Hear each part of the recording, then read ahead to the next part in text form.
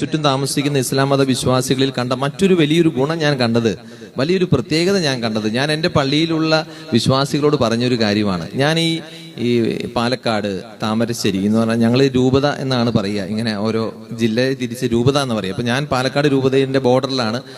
പാലക്കാട്, അപ്പുറത്ത് താമരശ്ശേരി, തലശ്ശേരി, ഈ പ്രദേശങ്ങളിലുള്ള ഒരുപാട് അനാഥ മന്ദിരങ്ങളിലും വൃദ്ധമന്ദിരങ്ങളിലൊക്കെ ഞാൻ സന്ദർശനം നടത്താറുണ്ട്. ഇന്ന് വരെ ഒരു അനാഥ മന്ദിരത്തിലോ ഒരു വൃദ്ധ മന്ദിരത്തിലോ ഒരു ഇസ്ലാം മതവിശ്വാസിയെ ഞാൻ കണ്ടിട്ടില്ല.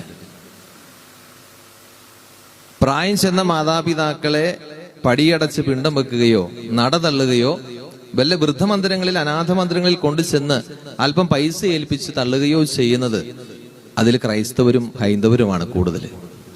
ഒരൊറ്റ ഇസ്ലാം മത വിശ്വാസിയെ, പ്രായം ചെന്ന ഒരു ഉമ്മയെ ബാപ്പയെ ഞാൻ ഇന്നുവരെ ഒരു അനാഥ മന്ദിരത്തിലോ വൃദ്ധമന്ദിരത്തിലോ കണ്ടിട്ടില്ല. അത് വലിയൊരു പ്രത്യേകതയായിട്ട്